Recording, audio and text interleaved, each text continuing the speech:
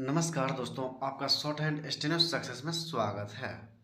आज का सुविचार है, सिर्फ एक इंसान ही सिर्फ एक इंसान ही आपको आगे लेकर जाएगा और वो है आप खुद और वो है आप खुद। चलिए दोस्तों, इसी के साथ डिक्टेशन स्टार्ट होगा 5 सेकंड बाद। स्टार्ट।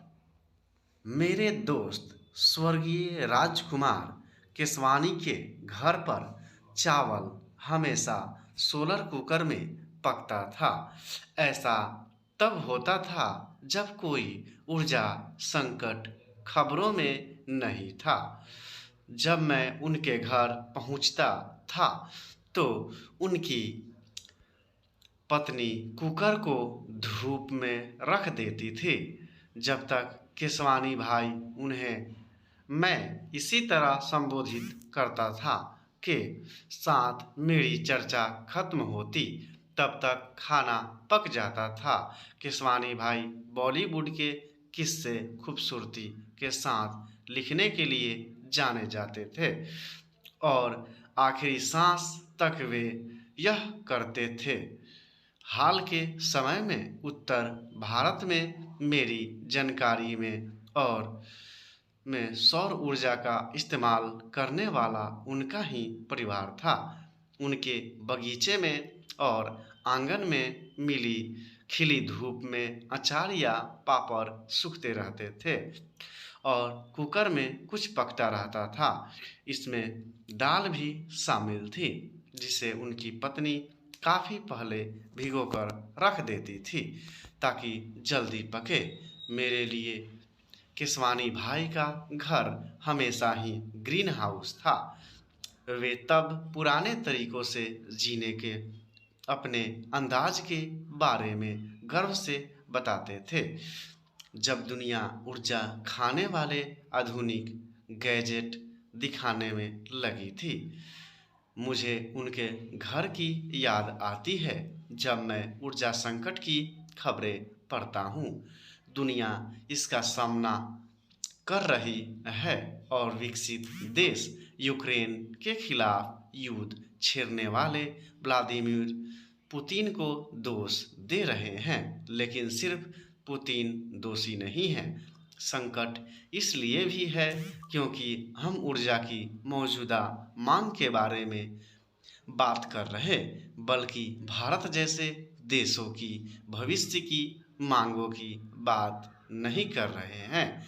अक्टूबर में इंटरनेशनल एनर्जी एजेंसी ने एनर्जी आउटलुक 2022 जारी की, जिसके मुताबिक 2021 से 2030 तक भारत की ऊर्जा की मांग में 3% सालाना की बढ़त होगी, जो दुनिया में सबसे ज़्यादा है। इस मांग के दो पहलू हैं। पहला हमारी आर्थिक वृद्धि और दूसरा वह मुख्य प्रश्न है कि हम हर परिवार की ऊर्जा मांग को कैसे पूरा करेंगे। सरकार कार्बन फुटप्रिंट कम करने के लिए स्वच्छ ऊर्जा के उत्पादन पर जोर दे रही है।